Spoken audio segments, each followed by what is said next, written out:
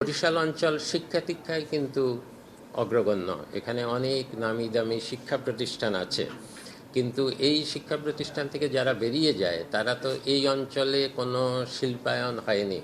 সেটা বড় শিল্পই হোক বা ক্ষুদ্র উদ্যোক্তা এবং ক্ষুদ্র মাঝারি শিল্পই হোক, এগুলা কোনো না কোনো কারণে এই অঞ্চলে গড়ে ওঠেনি।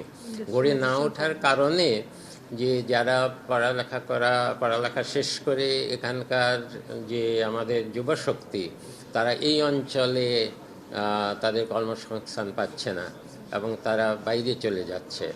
আবার অন্যান্য অঞ্চল যেমন নোয়াখালী, কুমিল্লা, চট্টগ্রাম, সিলেট থেকে বিদেশে চলে যায় কোনো না কোনো কারণে। বরিশাল অঞ্চল থেকে সেভাবে বিদেশে যায় না।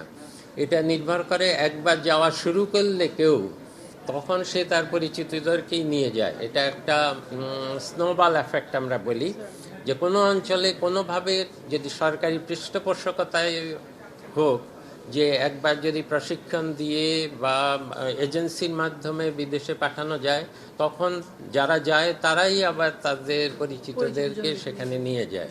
নগদ পেমেন্টে 500 টাকা পর্যন্ত ক্যাশব্যাক আর লেনদেনে প্রতিদিন ডিপ ফ্রিজ এবং ঘন্টায় ঘন্টায় এসি, টিভি সহ দারুণ সব গিফট।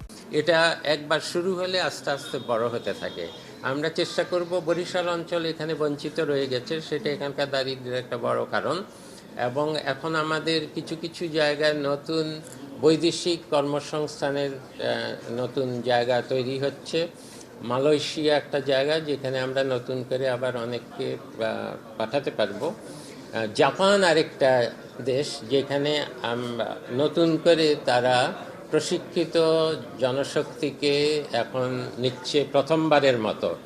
এইখানে আমাদের সমস্যা হলো, আমরা সাধারণত যাদেরকে বিদেশে পাঠাই তারা হলো খুব স্বল্প শিক্ষিত বা অদক্ষ বা অল্প দক্ষ।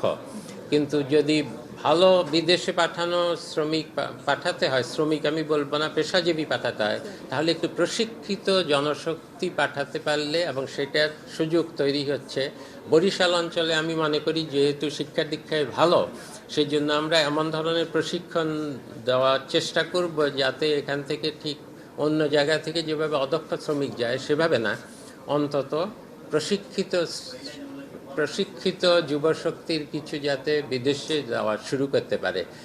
এই শুরুটা আমি চেষ্টা করব যে বরিশাল অঞ্চলে যেন কিছু ট্রেনিং সেন্টার হয় এবং এখান থেকে যাতে এই ধরনের বিদেশে যেতে পারে। এটা কিন্তু একটা নতুন সুযোগ সৃষ্টি হয়েছে, আগে এই সুযোগটা ছিল না। জাপান বিশেষ করে এই প্রথমবারের মতো প্রশিক্ষিত যুবশক্তিকে তারা নিচ্ছে, এবং একবার জাপান যেতে পারলে মধ্যপ্রাচ্য থেকে অনেক অনেক বেশি আয় করা সম্ভব।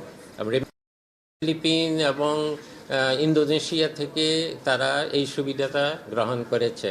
এই সুবিধাটা গ্রহণ করতে হলে কিন্তু জাপানের একটা কোম্পানি, জাপান সরকার এবং বাংলাদেশের সরকারের সঙ্গে, আমাদের বিএমইটি আছে, তাদের সঙ্গে একটা চুক্তি হয়। এই চুক্তি হয়ে গেছে এবং আমরা কিছু প্রশিক্ষণ সেন্টার তৈরি করছি যেখান থেকে বিদেশে জাপানে যাওয়া যাবে। আমি চেষ্টা করব যে এখানে বরিশাল যাতে এর মধ্যে অন্তর্ভুক্ত হয়।